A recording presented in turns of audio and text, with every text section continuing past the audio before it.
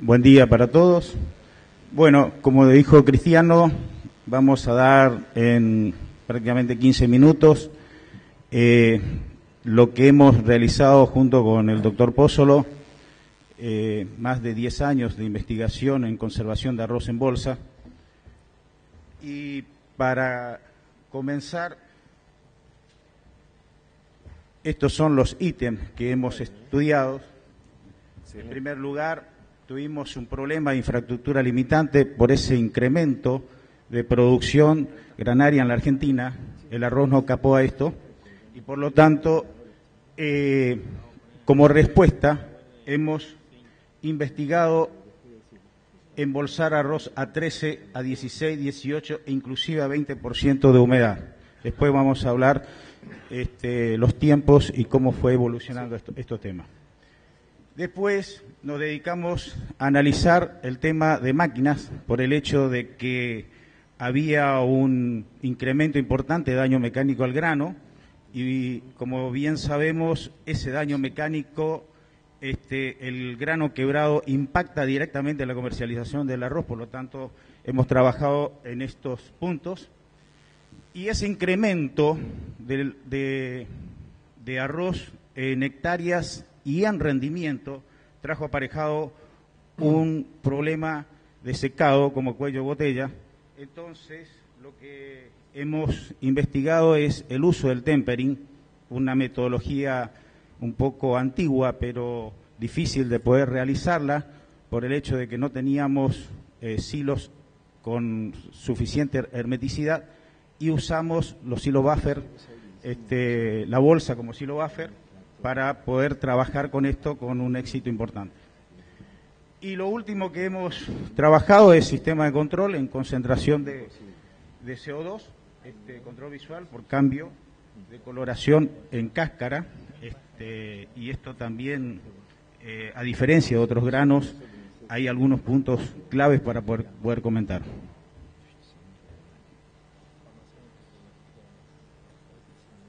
Como breve reseña histórica, ustedes pueden apreciar acá en la diapositiva todos los trabajos que se han realizado.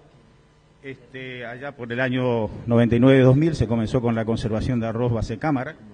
Después se trabajó en factores incidentes en la conservación de arroz, fundamentalmente ya arroz a distintas humedades. La Argentina es pionera en este tipo de conservación de este grano. Se trabajó sobre estudios de embolsadora, desgastes de sinfines. El arroz tiene una alta abrasividad, por lo tanto, también eso tuvo una incidencia importante en el órgano alimentador, que son los sinfines. Secado diferencial y tempering, el otro punto, concentración de CO2 y oxígeno, y después embolsado directo de chacra por los problemas de exceso de lluvia, falta de caminos, y fundamentalmente si el arroz sin pasar por una prelimpieza, es decir, sacar todo lo que es mugre y parte de ese porcentaje de insectos se podría conservar y esto también lo hemos estudiado y es factible poder hacerlo. Infraestructura limitante. Bueno, se demostró la viabilidad de uso de los silos bolsa. En primer lugar, ya lo comentó Ricardo y acá lo volvemos a tomar. Arroz base cámara con 13% de humedad se puede conservar hasta un año sin perder calidad. Arroces con 16%, que es la metodología que más se está utilizando a nivel país y también a nivel mundial. Se puede conservar hasta 4 meses, es decir, que ahí lo que ayudamos es descomprimir un poquito el tema de problema de cuello de secado.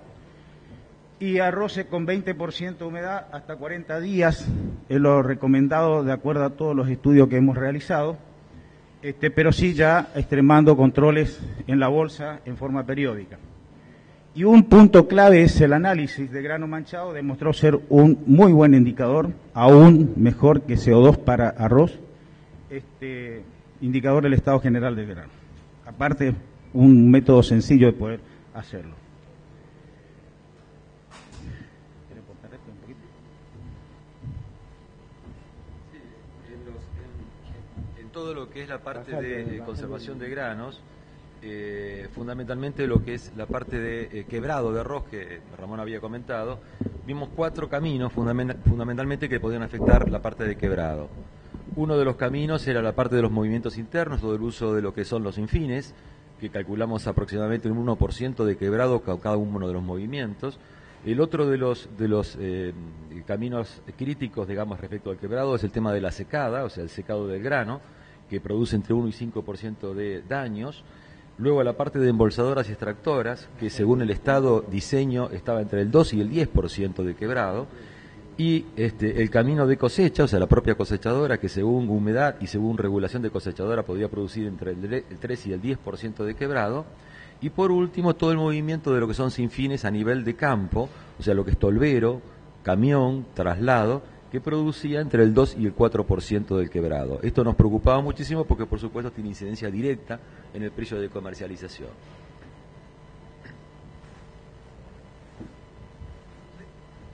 Dentro de los problemas que hemos encontrado en el tema de máquinas, comenzamos con esto, sinfines largos, ¿sí?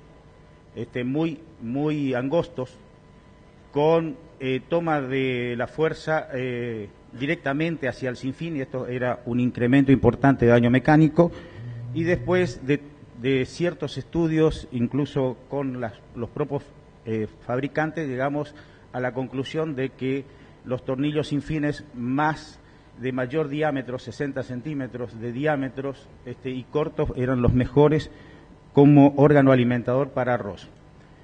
Apareció la embolsadora de energía cero, de gravedad, prácticamente sin daño mecánico al grano. Hemos ensayado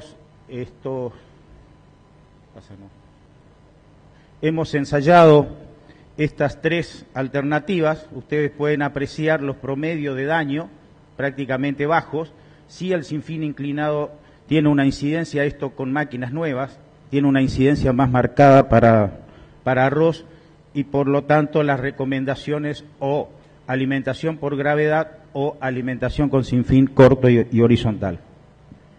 Esto es los problemas de desgaste que genera el arroz en los sinfines. Se comenzó con tratamiento de endurecimiento, sistema Duron, en principio parte de las espiras, que no eran un resultado satisfactorio, después todas las espiras y parte del eje, que también generaban problemas, con desgastes, donde producía daño mecánico al grano, y en la actualidad hay un tratamiento con acero al boro que es lo que mejor está funcionando como dar un refuerzo a las espiras de los sinfines. También se trabajó analizando, en este caso, embolsadora sinfín horizontal corto en buen estado, pero una extractora con sinfín desgastado. Fíjense ustedes que tiene una incidencia de un 5% de daño al grano, y la peor combinación que podemos encontrar son embolsadoras sinfines largos inclinados con desgaste más una extractora con sinfín desgastado. En los ensayos llegamos hasta un total superior al 10% de granos quebrados, que impacta directamente en la comercialización. Secado como cuello de botella, el tempering lo va a explicar un poquito Oscar. Sí, la parte de lo que es la evolución de la temperatura es uno de los factores críticos, ya que el arroz se comporta bastante sensible en cuanto a producir procesos de fisura por procesos de humidificación y de desecamiento. Esto es debido a la diferencia de temperatura que tiene entre el centro y la parte periférica, inclusive la distribución de humedad dentro del grano, que es uno de los problemas más graves. La idea fue utilizar una técnica que ya estaba aprobada, pero que no se podía implementar por un problema operativo de infraestructura, que era conseguir una baja de humedad hasta el 19% aproximadamente, del 24 al 19, que se consigue muy rápido en secadoras con temperaturas relativamente altas, lo pueden soportar. En ese momento se para el proceso, o se disminuye la temperatura hasta llegarlo a 16, se para el proceso y el grano consigue uniformar su humedad interna. A partir de ese momento, una vez que consigue uniformar la humedad interna, el proceso de secado se puede reiniciar, se hace muy rápido, se utilizan menos horas, pero sobre todo se produce mayor cantidad de grano entero. Y esto, el problema era que no se conseguían silos, uno no podía proponer hacer silos buffer grandes, porque era duplicar la capacidad de planta. Entonces lo que hicimos fue colocar los silos bolsas en reemplazo de esos silos buffer que permitían estabilizar la humedad del grano. En base a esto, lo que se consiguió, entonces, fue fundamentalmente un 30%, entre un 30 y un 50% de aumento en la capacidad de secado, al hacerlo en forma diferencial, por supuesto. Las secadoras tenían mayor capacidad porque trabajaban más tiempo, y los tiempos de secado se redujeron entre un 20 y un 30%. Lo interesante también es de que los porcentajes de grano entero subieron en forma muy significativa. En conclusión, las humedades, ¿no es cierto?, que se trabajaron de 24% al inicio, luego 17% al momento de hacer ese tempering, para terminar con 12% de humedad. Con esto conseguimos en dos campañas distintas, alrededor del entre el 8 y el 9% de mayor cantidad de granos enteros, y un aumento de capacidades de secado entre el 33 y el 50% más de esas secadoras. En definitiva, el temperado aumentó más del 40% de la capacidad de secado, el tiempo de secado total disminuye, la relación costo-beneficio fue muy positiva, dado que el costo de la tecnología quedaba neutro o inclusive positivo, porque el porcentaje mayor de entero era por supuesto mucho más rentable, y la relación costo-beneficio en cuanto a lo que era también uso de combustible, al verse reducido las horas de secado, también era positiva. Y últimamente la última parte que estamos trabajando, que son los sistemas de control y dióxido, lo vamos a dejar porque ahora hemos presentado otros trabajos que van a estar disponibles en el Congreso. Sí, solamente para terminar, dejar en claro que el tema del tempering, como bien lo explicó el doctor Pozzolo, digamos que se paga con creces todo ese costo de embolsado y de extracción con ese porcentaje de grano entero. Si bien, digamos, el uso de extractoras y después volver a todo el proceso de secado, y fundamentalmente cuando hacemos no con secadoras continuas, sino con secadoras discontinuas, ese porcentaje de grano entero que se ha recuperado o se ha incrementado a nivel de bolsa se disminuye, pero aún así todavía se sigue pagando con creces todo el proceso de embolsado y de extracción. Muchas gracias. Tiene tiempo para una pregunta, ¿no?